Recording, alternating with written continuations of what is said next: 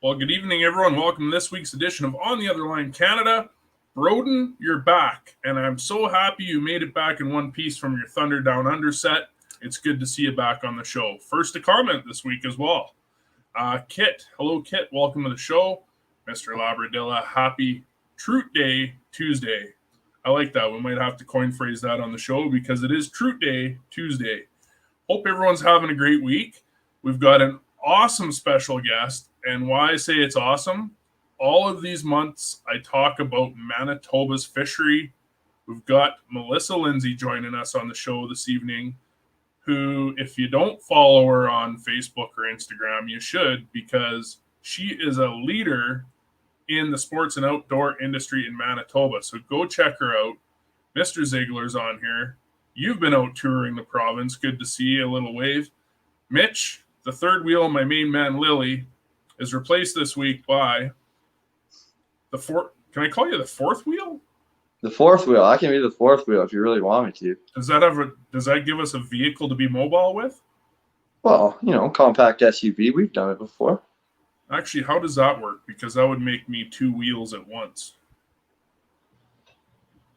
You're losing me. Well, there's a third wheel. I'm not a mechanic. I'm a fisherman, Todd. That means we're like a tricycle? Okay. Those aren't very safe, by the way. It's all on how you use them. Mr. Ryan Brown, Jeremy Mortensen. We got Mort on here, and I don't know if I have any funny stories about Mort this week, but either way, we'll save them because most of them aren't broadcast friendly.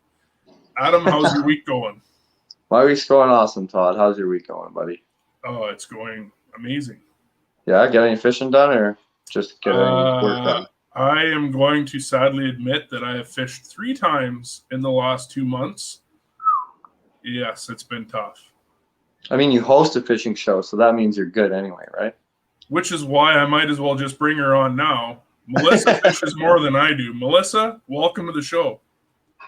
Thank you. I actually haven't been. You haven't been fishing? Not as much as normal. I mean, maybe more than some people, but not as much as I'm usually fishing every weekend and even a few nights a week at least, but it's been weeks since I've been out. It feels weird. Would you say you fished more than 3 times in 2 months? Oh, yeah. Okay, there you definitely. go. I'm more definitely than not a man out. More than me. Well, Melissa, welcome to the show. We know you were super nervous. We had a little bet going on before the show. You said you were doing shots. We were trying to determine what kind of shots they were. Turned out Adam and I were both wrong. So I guess we both owe you $20. Yeah, that's just giving us a hard time. Yeah. What has your season been like in lovely Manitoba? Because Adam and I were supposed to go back there this year, and we did not make it.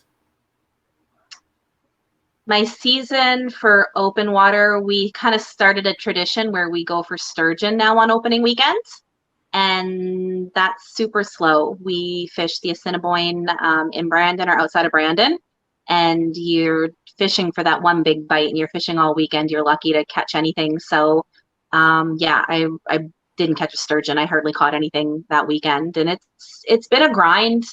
Honestly, a lot of the season, and like I said, I haven't been out as much as normal, and I feel like that's why it looks like I do well, because I fish so much. I'm bound to catch stuff, and it makes it look really good, but in reality, for the amount that I'm fishing normally, I should be catching a lot more. So it's you know, social media can be a little deceiving, and I I am definitely feel that. always honest about that.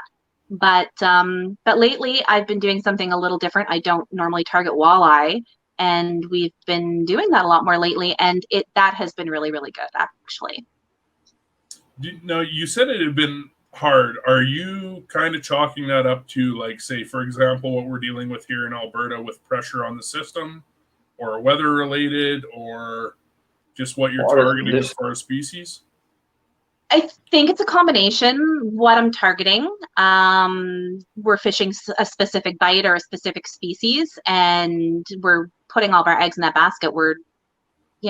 It's not hot and heavy. It's just not normally like that for a lot of things. And then weather, like, you know, you work a 9 to 5 job, so you can only get out when you can get out. So the weather has not been in my favor when I'm not working.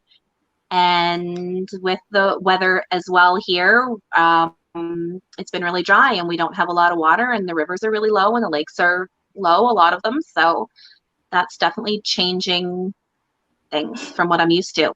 And I'm actually a new angler, so I don't really have a normal or know what to expect. I'm still learning every time I go out. So that's amazing. Low water levels is definitely something we can relate to out here, and it's making things really, really tough. So I can understand that struggle for sure. Everything I'm used to is just totally different this year, and I feel like I'm starting from scratch with a lot of stuff. Yeah, like I was fishing a lake the other day that's 30 feet lower than it normally is. It's ridiculous. Wow. That's crazy. Yeah. The advantage to that is I can practically wade across any water body in Alberta right now. So I've got that. Todd is nearly 10 feet tall. Close. You're rounding up. You're rounding up a little bit. So the advantage is you don't need a boat. Yeah, exactly. You don't need a boat to get as many places. You can see a lot of structure of the shoreline so that when the water does come back up, you can fish those spots later on. So I've actually found that as well. Yeah. Yeah. Shoreline fishing has been super easy with the low water levels, because you can see exactly where the rock transitions to mud or whatever you may be looking for. So it actually kind of helps. I mean, another advantage you could probably think about if the water level is that low is it's teaching you a lot about structure, I would imagine, as well, right? Yeah. But then again, sure. A lot of your normal spots, there'll just be nothing there because the fish can't get there, right? So you'll go to check them out, and you'll just have some tough days because fish just aren't there. Now, Melissa, you mentioned about being new to angling. How new are you to angling? I think I'm on year 4, so not even a full 4 years that I've been fishing. Sorry, you can't claim you're new at angling. 4 years, I believe. I think it's 6 months, is it not? That's my fallback. When you look at 4 years and you look at the intro video you just seen from Melissa, that's a pretty incredible list of trout you got there. Thank you. I'm not one to call people out, but anytime I see someone holding a tiger trout like that, just as one of the species, I'm sorry, Melissa, but you're gonna have to go as veteran. If you're new to this, if you're new to angling, that means I have never fished a day in my life, because the fish that you sent in your photos are not anything to balk at. Now, actually, here's the question. Is it tiger trout or tiger trout? How do you pronounce it? Tiger trout. Tiger. Now you're making me think about it when I say it. Tiger trout. By the way, I'm from Nova Scotia, so I might have a little bit of an accent still. You actually don't, believe it or not. But what brought you to Manitoba, of all places, from Nova Scotia? I've been here for I think 13 years now. My husband was in the military, and he got posted to Shiloh, and we moved out here. And well, we miss all of our family a lot. They're all back in Nova Scotia. We fell in love with Manitoba. We both hunt and fish, so it's an awesome spot for both of those things. It really is, isn't it? It's an incredible place. And like, not to take away from you, Melissa, but we got to remember when we look at those trout that here in Alberta, it's few and far between to get them that beautiful of the size. And Manitoba is just such an incredible. I think, yeah, we fishery. have the size, but you guys have some pretty awesome trout and some different species that we don't have here. Absolutely, absolutely. And There's they're definitely soft. Like, we have all of the trout are soft trout, so yeah, it's still. yeah. No wild populations of trout up there, eh? Really? No, I up don't know how north. I feel about that. I love the mountains so much. I've actually never been to Alberta. I would love to go No? fish for trout in Alberta someday. Don't waste your time. Stick to the Master Angler program. That's all I can tell you. Since No. Adam and I went to Manitoba last year, it's all I talk about is Manitoba. Most people are just fed up with me talking about Manitoba's fishery. Come to Alberta and fish sturgeon. And I know you are, but come do it. It's going to be sick. That's the plan. Yeah. Yeah. I'm going to have to get out again for another trip too, but there's so many things. Like, that's what I love about the Master Angler program. And that's what got me hooked on fishing, actually. And some people don't like the Master Angler program for different reasons, but that's what got me traveling around Manitoba and exploring and then targeting different species. I'm just moving this stuff out of my screen. But yeah, I'm just competing with myself and trying to catch the different species, and it's been a lot of fun. Yeah, that is one of the cool things about the Master Angler program is it definitely forces you outside your box, eh? I mean, I fished a few multi-species tournaments here in Alberta, and it definitely helps you get outside your box and go out and fish these different things that you wouldn't necessarily target. Yeah, there's so many positives. You're learning new techniques, you're exploring your province, and also we're running into different people, because a lot of people that fish a lot and fish the program, they're all fishing that same bite, and they're all going, like, there's certain times a year and that you would go target different species, and you're running into the same people all the time when you're traveling to these different lakes all across Manitoba. When we go somewhere, you usually run into someone you know from social media. It's kind of neat. Oh, really? Yeah. So like when you go to that lake that you have the #1 sucker at that time of year, is it pretty packed with the sucker bite or what? With the tiger trout bite. It is. But someone beat that. Someone actually caught the biggest sucker and bumped me out. I'm #2. Yeah. You gotta I'm get super bummed. Right there. You gotta get back right there, Slugger. It was so weird because we were ice fishing for tiger trout, and it was actually someone else's rod, and I was trying to get my 5 tiger trout so I could get my specialist badge. And they said, go get it. And they had an automatic fisherman, I think. So I went over and I was starting to reel it up. And I thought that there was something wrong with the trout, because I like 2 reels and it was up the hole. And normally the tiger trout, like, they fight crazy, like more than other trout that I've caught. So I just was so confused because I didn't know there were suckers in that lake, actually. And I pulled it out and it was a sucker, and it was, and then we measured it, and it was kind of a big joke. We submitted it, and it was the #1 sucker from that lake. And I kept that for, I think, 2 years maybe. I think I've bugged you about that for just about as long. How big was it, Melissa? I can't remember. I could look it up, but it was like 22 inches or something. It was a nice one. Yeah, it was like maybe 20-ish or something like that. Because I think a Master Angler sucker is 18 inches. Oh, okay. You mentioned earlier, Melissa, that some people maybe don't like the Master Angler program a little bit. Any idea as to why that is at all? Is it just because of the exposure that it creates for fishing in general? Yeah, for sure. Like, people will go, and I do it as well, and I think that it's a useful tool. I don't think that there's anything negative about it personally. Just like you look at other people's pictures online and, you know, figure out where they're fishing or whatever. Like, people will post on there, and then word maybe gets out about a lake, and it gets a little bit pressured, and I see that happening sometimes, but I don't know. I don't know if that's such a big concern, or if people just make it a bigger deal than it is. But I do see both sides to it. So it's tough. And then, I mean, some people are really competitive with it, and it kind of turns into a negative thing as well. So you have people like cheating, and just so they can be #1 for whatever reason. And I don't see the point in that either. But people do it, and then people will submit fish to lakes that they didn't actually catch the fish at, which defeats. I hear things like that. So I mean, that's why you can't take it too seriously. That's why you should just compete with yourself and enjoy it, and maybe, yeah, you can't really gauge it too seriously, I don't think, in my opinion. Absolutely.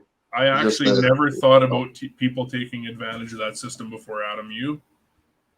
Come on, Todd. Do you think of anything? Like, that would be like, okay, I have to go to Manitoba and catch this, so I'm going to look on the Master Angler app and see where they're at, and I'll go catch that. Well, I'm not 100% sure on what level you think the two words Todd and think actually go together in one sentence, for starters. So, I mean, I have to kind of throw your statement out of this court. This is why we went together. Well, I'm going to actually deny that now. For anyone that doesn't know what it's like, and Melissa, I'm interested to know, how many of these do you have stashed away in your house? Are you a collector of your certificates? Look what I picked up in the mail today. Oh, I got a Master Angler bullhead. Nice. Pin. Ooh. Yeah. How big was it? I never normally. How big were? I can't remember. All the bullheads we got were tiny. Like 12 inches, 13 inches, maybe. Yeah, that would crush anything we caught. Yeah, we were like in around 6 to 8. Yeah. Like so how I found out about this spot to go, and I knew that there were bullheads in this lake, but it was because I was just looking on the Master Angler program one day, and I seen this kid was fishing, and I said, I think I probably know where that is, and I want to go finish my bullhead specialist. So I went there, and I took my neighbor, and she doesn't really care about the Master Angler program, but I take pictures and make her submit everything, and she got her specialist that night too. That's awesome. So for is anyone she that the one who slays the huge carp all the time? The lady, I call her my Manitoba mom because she's my next door neighbor, but she always comes fishing with me. And yeah, she got some big carp and some big suckers. Yeah.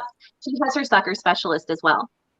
Oh, nice. That's like one of the main pins that I would want is the sucker specialist. That would probably be the first one I went for. I want drum specialist all the way. I need it. I need to. That's like a little too gamey for me. Like, I'm not quite ready for something that difficult. Are you on, Adam? How many? Do you know how many specialist pins you have? Or are you like the person that tracks all your catches? I track them all, but I don't take it seriously enough that I can remember how many I have. But yeah. I have a few. That is another sign that you're not new to fishing, because if you catch that many fish and you're that good, that tells me you're probably stacked. I'll tell you what I'm going to do is I still have anyone that doesn't know what it is, check it out. Download the Manitoba Master Angler app, and we can probably track Melissa down in there at some point this week. I'll make it my chore for the next week's show, and we'll find out how many points Melissa has, because I have a suspicion she's not as new to angling as she lets on she is. So I just might have to put you on the spot here with that one, Melissa. I'll be tracking all of your spots. Yeah, sounds good. No pressure. No pressure at all. No. Now, when you mentioned new to angling, did you angle at all when you were younger? Like, is there a reason or a passion for what got you into angling in the outdoors? You know, growing up, we lived in the country and I spent a lot of time outdoors, and fishing was just something we did sometimes in Nova Scotia. Like, we would fish for brook trout. There was a brook close to home, and we would go with my grandfather and maybe a few little stocked ponds here and there. It's just nothing I ever really like asked to go do. It's just we would go do it sometimes if my grandfather took us. And then when I moved to Manitoba, like when I was older, I didn't fish at all. When you're younger, you're just worried about hanging out with your friends and going to parties and stuff like that. I feel like I've wasted so much time now, just getting into hunting and fishing more when I'm older. But when I moved to Manitoba, like, we had never ice fished in Nova Scotia. So that was just something we did to be social on the weekends and just go have a few drinks with your friends or something, and then just go sit on the ice and get out of the house. And I would maybe catch a few fish, and that was fun. But again, it was just me tagging along with my husband and his friends and not taking it seriously. And then one day I just decided, I had been hunting for a few years, and I think I was just looking to pass some time in between hunting seasons. So I'm like, I want to go fishing. Like trout is what made me want to start fishing. I would see online all these beautiful pictures of rainbow trout. And I'm like, yeah, I want to go catch some of those because they're beautiful. And then the first one that I caught, it was so much fun. It fought like crazy, and I was hooked after that. And then I just fished like every free moment. Wow, that's amazing. Yeah, sometimes that's all it takes is just that one catch to get you hooked, right? Yeah, for sure. Would you prefer ice fishing or open water? Ice fishing. Really? You look like you have quite a bit of Especially, fun on the ice. I do. And I think like right now, I especially say it because I hate the heat. It's been so hot. I hate sweating. Mhm. In the winter you can dress warm and be in a hut and keep yourself warm and it's fine. But how do you go out fishing on a boat or sitting at the river in the middle of the summer and try to like be comfortable? Yeah. It's not. An umbrella really doesn't do So, anything. and like we just got a boat last year. So before it was harder to get around and fish places. And with ice fishing, like we could, I don't have a truck. Like I could literally find a place to fish. I could drive to a lake and walk on if I needed to, and I could get fishing. And it just gave you more access, more options, I feel like, is why I liked it. That's a phenomenal way to look at it. And I guess the reason why I finally am happy to have someone else agree with me about ice fishing, it's always easier to take layers off. In the summer, there's only so far you can go before it results in jail time. So Great. I'm not a fan of the heat. I'll complain on any day, but when it's warm like it's been this year, man, oh man, it is insane. It's One of the awful. Like stories- there was one weekend, I was just going to say I just stayed home one weekend because it was too hot. I didn't go do anything, which is not normally like me. It's miserable, right? I've been adjusting my fishing because it's been too hot. Like it's just early morning. Everyone thinks you can go out in the evening. That's the hottest time of the day now. Like it's brutal. Yeah. So. And I don't know if you guys have to deal with smoke at all in the summer like we're dealing here with this again this year, Melissa, but that wreaks some havoc on us as well. So. Yeah, we have some smoke. It's not too bad in my area where it's like limiting anything or really causing any problems, but yeah, it's definitely there. That's awesome. One of the stories I read that you put up, and I'm going to admit, the way you write your stories is pretty awesome. I have to know, though, one of your stories was about getting your boater's license and getting dropped off in the middle of the nowhere for a fishing trip. What was that experience like for you? Because that sounds like a lot of fun.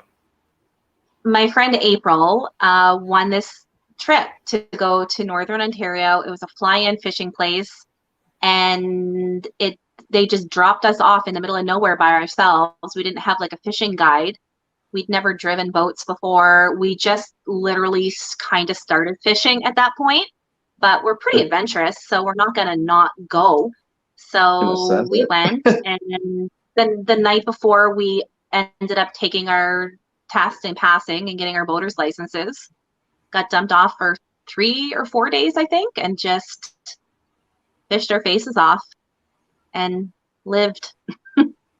Everyone was like, you shouldn't go do that by yourself, but we did it. It was fun. You and April do quite a bit together, eh? You guys get out and I see you doing a lot of overnight ice fishing. Yeah, I just actually convinced her to start doing that with me last year. She's never wanted to camp on the ice. She's not a big fan of the cold, so last year was her first year coming on that one. But I love camping on the ice. Oh, I love it. It's a blast. I usually end up doing it by myself, though, because no one wants to do it with me. Oh, I guess that's the ultimate question. How cold is too cold for you, Melissa?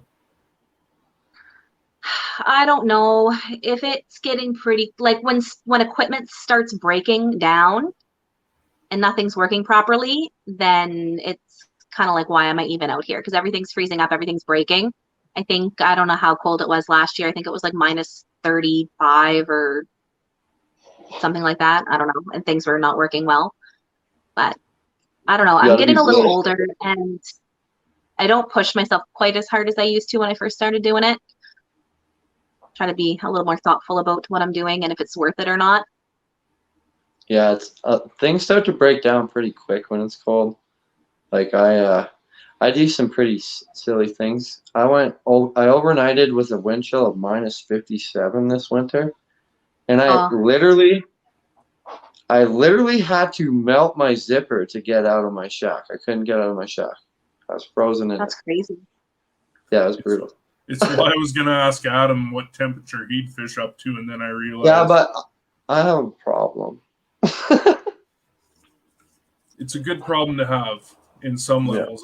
I guess the thing for me is that, and I don't know what you think, Melissa, but I find fishing in cold temperatures like that is a reality check. It makes you realize that you're alive and you're going to do everything you can to survive no matter how cold it is. And it's a struggle.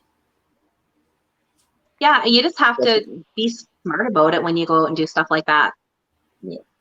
You have to have a couple of heaters. I know, like, one of our heaters broke down. If I didn't have the other one, we would have been in trouble, right? Like, you really have to be smart about things when you're overnighting. Yeah, when we take way more stuff than we could ever need, but You guys have literally the sickest setup. There'll be like 3 shacks, just floors, like perfect. It's hilarious. These girls do it right in Manitoba, I'll tell you what. You know, it's not always like that. The reason that I think the pictures we posted were from Twin Lake, where we literally walked on and we didn't have to walk far to the spot where we were fishing, so we could take all that stuff. So we don't always take all that stuff. I actually got kind of made fun of because I had a mirror in one of the photos of the ice shack, and people are like, why do you have a mirror with you on the ice? And I'm like, well, because I'm wearing makeup, and well, you're not supposed to wear makeup when you're fishing either, so you kind of catch some crap for that too. But it's a good thing that it's a good thing I don't care. Like, that stuff would hurt my feelings probably 6 years ago, but now I don't care. Yeah, you can't please everyone, believe me. No, I don't try. I mean, just because you wouldn't pack something doesn't mean someone else shouldn't pack it either, right? At the end of the day, you do what needs to be comfort.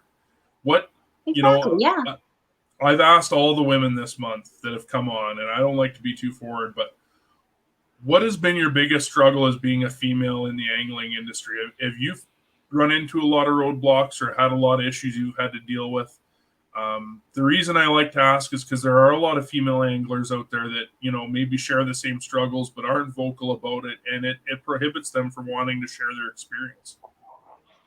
I feel like I'm pretty lucky. I don't get much of that. I see negativity online, and I kind of try to stand up to it a little bit when I see other people getting it, because it really bothers me.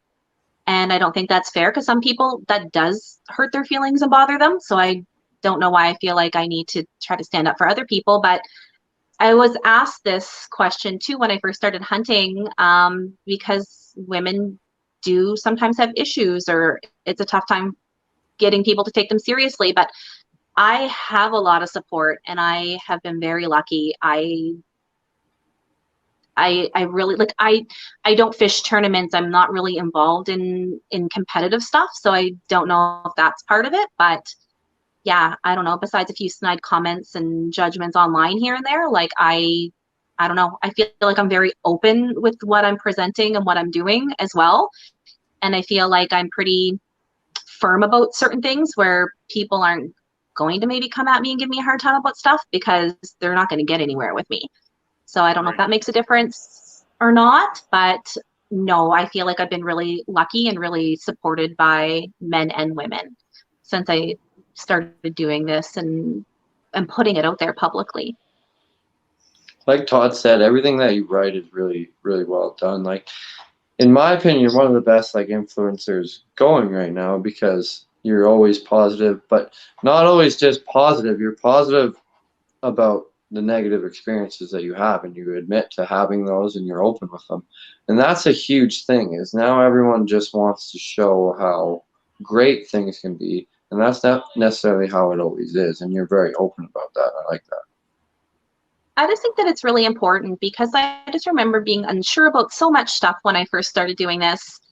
And it took a lot of navigating to find my place in all of it, I feel like. And now I feel like I am in a really good place. And when I started, I think I told you guys that I didn't know any other women that were really into hunting and fishing. And when I started fishing, besides tagging along with some guys and stuff, which is great, and they were really helpful, a lot of times I would go by myself because my husband works away quite a bit, and he doesn't like social media, which is why no one sees him or probably knows I'm even married because he's not on there. But yeah, I just feel like I got really lucky. I started out and I did a lot of solo fishing and hunting, and then I found a really great group of women and met a lot of just great people, men and women in general, and now I'm part of this community. And I might not have a lot of good tips on fishing and know the most or anything like that, but I feel like just people seeing what I'm doing and seeing that I can do it, then maybe that's kind of inspiring to them, and they can have the confidence to try doing some of these things. Because in the beginning I didn't really, like I said, know what I was doing. I'm just super stubborn, and I'm like, I want to go do it, so I'm going to figure it out somehow. And some people don't have that confidence, and they need a little bit of help. And sometimes so I like that. I think it's important. Yeah. Good for you for doing that, Melissa. Keep up the good work, because I think it's pretty awesome to watch. Thank you. Yeah, if someone wants someone to look at and model themselves after, you do quite a good job. Like I don't know you personally, anything like that, but how you run your social media is very, very well done. Thank you. I do try. Anyone can just take great pictures and post them and throw a few hashtags up. You have a story to go along with everything. Everything has a reason, and not everything is always, hey, look at me. It's sunshine and rainbows, so it's great. Someone did tell me one of my posts was a little long the other day, though, so I tried to shorten them a little bit. They were nice about it. I guess it depends on who's reading it, right? I mean, you're kind of hitting different demographics when it comes to that. Some people are visual, and some people like to read, sure. Right? So. And you know what? My content isn't for everybody, and it doesn't have to be. And if someone doesn't want to follow me, or they're following me, and now I post more pictures of my dog than fish, because that's what's going on in my life right now. It's just not a fishing exclusive page. It's not a hunting exclusive page. It's you get a little bit of everything, and you get what's going on with me at the time, I guess. It's not, I'm thoughtful about my posts. I have certain posts that I'm probably supposed to do in the run of a time frame. But at the end of the day, I'm posting what I want to post and what's going on in my life. I'm interested to know this, Melissa. Do you ever fish? And I don't want to put you on the spot. You don't have to answer. If you ever had experiences where you take someone fishing and you want to enjoy it through a photo, and they take a horrible photo, would you rather take the photo yourself or risk having someone take it for you? I would rather take it myself. My husband sucks at taking photos, so I started taking a tripod with me too, just in case. But it's harder with fishing, because with hunting, I feel like you have more time to play around and try to get a good shot. But with fishing, you need to take a quick picture and get that fish back. So a lot of times I'm literally just stuck with what I have, and I don't get to try to get good photos. I hope your husband's not watching, because if he is, I'm probably in some trouble over this one. I know you said he's not on social media much, so here's the hoping, because I believe you just called your husband out on live TV, or a live broadcast. That's okay. Live TV. It's not a secret, but he did take a really, really nice photo of me with my turkey this spring, and it's one of my favorite pictures ever. So is that the one of you walking down the ridge with your dog? Yeah, he took that. I love that photo. That is super, super cool. So we're we're getting there a little bit. But it's why I like fishing with April as well. Not the smallest part of the reason I like fishing with April, but she takes really good photos. So that's April, really. She only fishes with you for the photos. She also That's can back hilarious. up the trailer. So that's another reason as well. Which is not an Who's easy better at feat backing on up the any level. trailer, you or April? I can't back up a trailer. That's April. Oh, so you're in the boat, she drives, and then you pick her up. Yeah. Is it true what you Perfect. told us before the show that you can outfish April blindfolded? Comment. No, you're lying.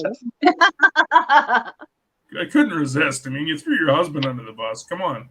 April, if you're on here, sorry, I had to stir the pot with you as well. April's probably not watching because she stopped by and took my dog for a walk for me. So You were worried she about made the me that energy that shit. your dog brings. Yeah, I'm like, she asked me what I was up to tonight. I'm like, I'm doing the podcast. And she's like, oh, well, do you want me to take Anne out for you? And I'm like, yeah, because I figured this was not going to be a pleasant experience because she would be needing to go for a walk and be bothering me. So it worked out really good. Can't go wrong with that, right? Who walks the No. dog better, you or April? Oh, April. Yeah. Okay, well, couldn't get you on that one either. Mitch has got a question for you. What is your favorite species to target? I hate this question because I don't know. Everyone always asks that question. Trout probably, like that's that's what got me started in fishing. That's what got me hooked on fishing. Rainbow trout, really any kind of trout, but lately they have been giving me a really hard time, so I'm mad at the trout these days. So I don't know. All about the walleye. I'm about the walleye these days. Yeah, I can't believe it, but that's what I've been spending a lot of time doing. But I just like the variety. I'm a multi-species angler, and it really does change whatever my favorite species is. I'll tell you something different every time. I actually love the way you just put that. You're a multi-species angler.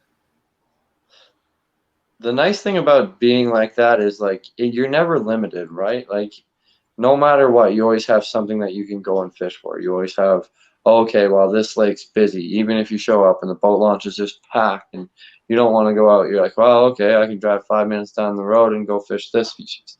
Like being a multi-species angler to me is just, if I didn't do it, I'd like, how would you still love fishing? Like I get it, but you're just there's so many options when you're a multi-species angler. Everything you There's catch, people in you're excited Manitoba that they just all people want is like walleye. They just walleye. And I think that's why, like when I started fishing, I didn't care about walleye at all. I'm like, no, I'm bored with that. That's what everyone does. And that's why I started doing trout and then targeting other different species that I didn't see other people catching because I thought it was cool. And now I'm finally starting to walleye fish a little bit, which is weird, but yeah. The thing I love about your fishery in particular, Melissa, is that really, I mean, yes, for some species it is a far haul, but in general, you're able to target multiple species in kind of a smaller area, whereas we're, driving hours on end to get to certain species. And we kind of still do that in a way. Like lately, I feel like I've been exhausted and we've been sticking closer to home, and that's limiting, like that's dictating what I'm fishing for right now is because I don't want to travel far. But I tell people that, and people that don't fish a lot, they're like, you're ridiculous. You're still traveling really far and you're still going all sorts of places. I'm like, well, not compared to normal, but to other people, I guess it seems like a lot. Yeah. But we have an hour is a long way to go fishing. And honestly, to me, that's like the average. An hour is short. Yeah. Yeah, like it's either short or average. Like, yeah. There's not many places within an hour for me to go fish. Maybe one. No, and we're like, there's a bug. We're like in a small town, and like there's like I can fish the river, like I can fish the Assiniboine, but there's not a whole lot of other lakes that are close that are good fishing. So you gotta travel. Brody Hughes is asking if you've ever tried for Arctic char on that one lake. On that one lake. No, I haven't. No, someday, hopefully, I would like to. Do you have a bucket list fish outside of that you would love to target more that you haven't targeted enough or at all? Doesn't even need to be Manitoba. One of my bucket list fish is I really want to go for grayling, actually. I don't know why, but I see pictures. I think they're beautiful. That's one of my bucket list fish. And I would like to go for peacock bass. And I want to go for big sturgeon. Well, when you go for big sturgeon in Edmonton, 3 hours down the road, you can go catch all the grayling your little heart desires, I promise. That's Yep. perfect. I'll send you the pin. Perfect. I love it. Adam, what would you compare grayling to? I'm interested to know. I have my opinion. I want to hear yours. Like Rockies. Like a small whitefish, like a Rocky Mountain whitefish, right? They don't have Rockies, so I can't really compare it for her. For her, I don't know. They're scrappy little dudes. Like, they're not huge, obviously. Like, you're talking like a 16 and 17-inch fish. Like, a 17 is a good one, and 18 is a good one. But they're scrappy, and they're absolutely gorgeous. Like, just gorgeous. Yeah, The they're purples beautiful. and the blues. It's awesome. I used to live in the Yukon, so we used to catch bigger ones, and they're even funner. Yeah, that would be amazing. They love it. Like, do you fly fish at all? A little bit. You like won't have to know like anything other than how to tie the dry fly on and put dry fly gel on it, and they'll crush it no matter what it is. Just put it on the water, they'll crush it. It's good to know. Sounds Yeah, like a challenge. How did you Hopefully get yours someday we last can- year, Todd? What's that? How did you get yours last year, Todd? I don't know if I want to tell everyone how I got it because most people get really upset with me when I tell them. Why? I used Because a it's dip on net and spoon bait. gear? I just used a dip net and bait. Oh God. Can't take this guy seriously ever. It's true. Welcome to my life. I was spin casting, believe it or not. Yeah, a little spinner. Yep. Just with, Right. I believe it was a little rooster tail. Yeah, I get them on Little Panther Martins too. They're a riot. Yep, and that was 15 and a half, that one. And I would almost compare them, I mean, obviously not exact, but similar to like a rainbow with the fight that I Yeah. got from them. Oh, size-wise, like if you were to compare the size, I could definitely agree with that. Absolutely. Yep. That's why I was interested to see what you would say about that. But I Yeah, love well- catching Rockies, so it's definitely like catching a Rocky. yeah, I don't know that I would do the trek all the time. I mean, just to give you an idea, Melissa, for us, grayling is the better part of like 7 hours. You know, we've done an overnight drive, or I should say I did an overnight drive while my two partners slept all night. Tash, Sebastian, if you're watching, yes, you slept all night. Cool experience for sure. Would I drive 7 hours? Probably not. But like Adam said, if you ever come to Edmonton to fish, it's only another 3 hours. That's super close. I Yeah. would 100% drive 7 hours to fish them again. They're awesome. Yeah, I mean, I wouldn't do it every weekend, but you definitely gotta do it a few times. Yeah. Here's the problem I have after fishing what you get to enjoy, which is Manitoba. Do I want to drive 7 hours for grayling, or do I want to drive 10 hours for Manitoba? That's And my I- debate with Cold Lake and Athapap, man. My Cold Lake days are done. Athapap is 3.5 hours further for me. There's no chance of me going to Cold Lake. And I see what Scott Connolly's been up to there, and yeah, it needs to happen. That's all I can say. Have you got to fish with Miss Paisley yet, Melissa? No, I haven't.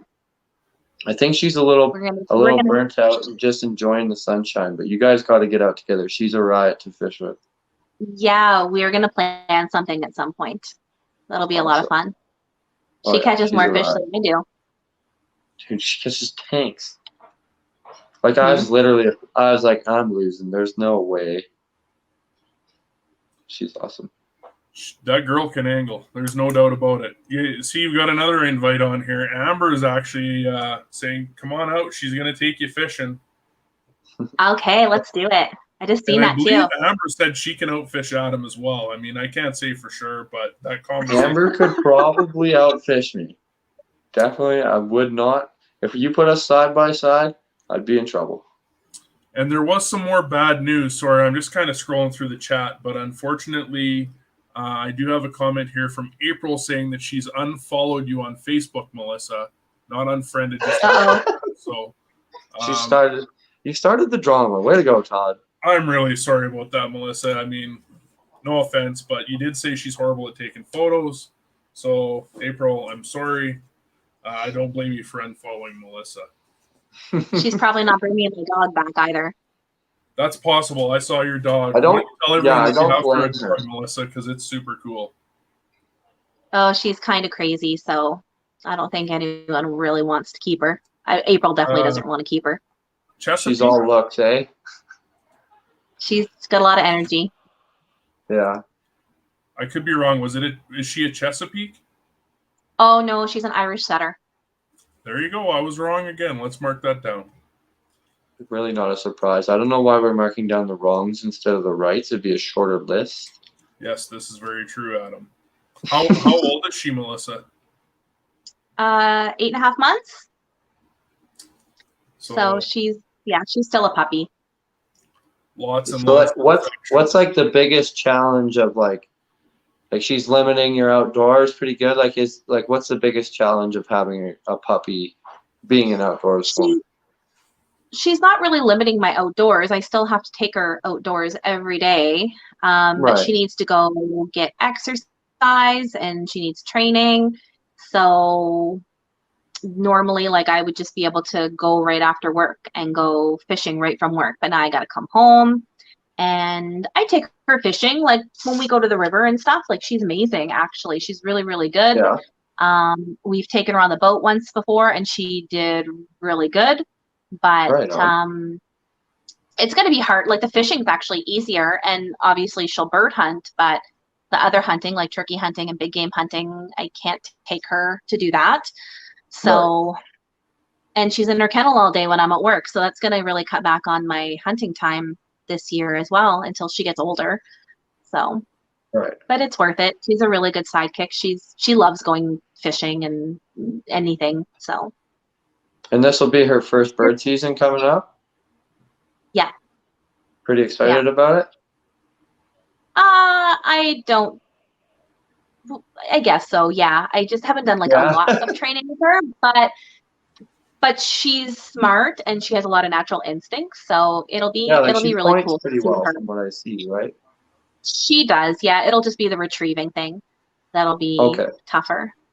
But yeah, I don't do a lot of bird hunting besides turkeys, so it's it's going to be it's just been a different year for me.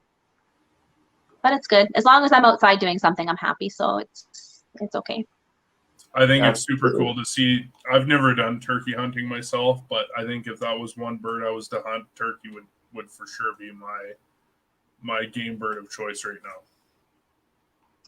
It's a lot of fun. I was hooked after my first hunt, and now I'm pretty crazy about turkeys. So, does Manitoba have a pretty solid population? We do, yeah. Yeah, in my area, it's a really good population. Not as much out east, but conservation and MWF trap and relocate nuisance turkeys, and they get transferred to different areas of the province, and it's really helping to expand the population. So there's getting to be a lot more hunting opportunities for people, and a lot of people are getting into turkey hunting here now. When I started, I didn't know anyone else that turkey hunted. Oh, really? Now you do some trapping yourself, don't you? I do, yeah. I volunteer and do that. Oh, right on. It's just another way to hunt them in the winter. I seen you had the trap set up on someone's yard there this winter. That looked pretty cool. Yeah, we didn't get those ones though. They left after we put the trap up. So. Oh. Yeah. Smart birds. They're smart. They'll see another Thanksgiving. How long is turkey season in Manitoba, Melissa? It's about a month in the spring, and there's a season in the fall that is, I think, around a month now as well. They extended it a few years ago, but you can only shoot one turkey a year. So if you get one in the spring, then you don't get a tag in the fall. Do you have a preference over hunting them in the spring or the fall? Like, I know a lot of people like to hunt fall bears instead of spring bears. The spring is a more interactive hunt. It's their mating season, so it's easier, I think, and it's more exciting at the same Okay. time. You can call them into decoys and stuff, and it's kind of neat. Oh, all right. You can get into fly tying once you get your next turkey. You know, I have stuff to do it, and I thought, yeah, I'm going to do that in the winter. That's kind of like my off time, but it's not. Like, you're still ice fishing like crazy, and I've never sat down and actually done it. Although I do have the vise and stuff, but I I have don't about have the this much patience. not enough patience. time. It's I the have patience. no patience for fly tying. I love I fly think it would fishing. be super cool to catch something with a fly you tied yourself. Oh, absolutely. I would agree with you. I bet you it's very fulfilling being able to do that. I hope Again- a lot of people get to experience that because I probably won't. How am I going to tie flies with this? It's not happening. Yeah, you're strictly streamers over there. I'm going to be a streamer guy, and you know what? I'll buy them. I'm good. I'm lying. Well, if you get into tying streamers, Melissa, let me know. I'll buy them from you. Sounds good. Got a few people that do that. Well, Melissa, thanks for joining the show. We really appreciate it. We've got a few things here. Well, first off, what kind of baits do you like to fish with? Are you a crankbait or more of a bucktail jig kind of lady? You're gonna minute. Of a bucktail jig kind of lady, probably. Something like that? Let's block the light. I've Let's never block the used light. that before, but that looks good. Brown's angling is made here in Alberta. It's sick stuff. What's your favorite color? White. White? I'll dig through the box. I'll tell you what we're going to do is after the show, I'll get your information. We got our first packages from the man himself, Mr. Ryan Brown, our official show sponsor of On the Other Line Canada. Brown's Angling. If you haven't seen their stuff, I'm sure most everyone in Alberta has checked it out. But we've got some pretty awesome stuff here. We got some tube jigs that Ryan sent us here as well. So, Melissa, when we're done the show, we'll get your info. And our first giveaway package goes to our last guest of the month, Melissa Lindsay. Melissa, thanks for joining us. Thank you. And if you catch I anything, was the first guest ever. I didn't get no prize. you got the prize of my friendship, Adam. Oh, that's the most important prize of my life, honestly. Tell you the truth. Yeah, I can imagine it probably is. We'll leave that for the after show. The other thing is everyone was asking about where they can get the Canadian Fishing Outfitters apparel. I can tell you what, if you message Canadian Fishing Outfitters, Andrew has been so gracious. Not only do I have some stuff here to eventually give away, but if you guys shoot him a message, you're interested in buying some of his gear, mention On the Other Line Canada, and he will give you a discount. And why do I say Canadian Fishing Outfitters? Because how many days are in this month? Does anyone know? I'm losing track. 31, right? Yeah. I don't know. Yeah. In four more days, we're doing our Women of Fishing giveaway. We've got 5 posts up there now. I can tell you for sure right now we're giving prize packs away for at least 5. So if we get no more, all of those 5 people will be getting a package. And keep on posting. And don't forget, page like contest. Chelsea had picked a number a few weeks ago. If you missed it, go back and look. Because we haven't hit that page like number, we've got a giveaway for them as well. That's all the banter I'm going to offer. Giveaways galore, Todd. Giveaway. Oh, and I'm giving away this. No, I'm joking. I'm not getting rid of my Fish Whip jersey. It is staying on me. It's the only thing keeping me cool. No one wants that. Why? The other thing I was going to bring up, we actually have a couple minutes before I forget, is you brought up you're on with DSG, correct, Melissa? Yes, I am. I'm wearing DSG. What do you have? The hat? I got a hat. I have a shirt. New shirt. They do some pretty awesome apparel. I love it. They make Yeah, everything hunting and fishing, open water ice hunting. I started wearing their stuff because there's just such a lack of options for women these days. I'm not a small woman, and that's even more limiting for me. So they just have a wide range of sizes and options, and yeah, it's been amazing. I just love all their stuff. Do they carry tall clothing? Tall clothing? They Yes. do, I think. I don't know. Like my ice bibs, for example, they're way too long, but they have adjustable inseams. So I think it fits kind of the short people and the tall people. Yeah, like And the same with Marcy all my would hunting probably- suits as well. Like they're super long and I have to shorten them quite a bit. So you have that good range for tall people, short people, small people, bigger people. I've seen a lot of like their get-togethers, Todd, and Marcy would definitely fit their gear. Well, looks like my Christmas shopping is done thanks to Melissa. Melissa, thank you. I'll be buying Marcy some tall clothing because for herself and me, herself. Well, you can't wear Put that DSG, Todd. backwards. I know you want the P-flat bibs. I'm not, Can't have them. listen, I can have Didn't you whatever make I a want. comment about that, Adam? What's that? I think the P-flap is sweet, and I got a real Yeah. small boyish figure, so I'll probably fit like a pair of smalls or mediums or something like that. I'll be good to go. I was thinking youth. Youth, come on, dude. I'm over 5 feet. Barely. You're Oh, just. get It's a real. fine line between a 6-inch lift in your truck and just stock. Okay, so that's all I can say. I do have to stretch my little legs to get in my truck. This is true. Well, Melissa, I'm going to check that out because I need to get Christmas shopping, and that might be the way to go because it is not easy finding clothes. That's why I love my Fish Whip stuff because it's made to my length, and I They don't have look like.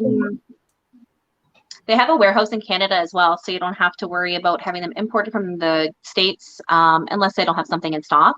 So you don't have to worry about import charges, which is something I used to deal with before I started getting their clothing.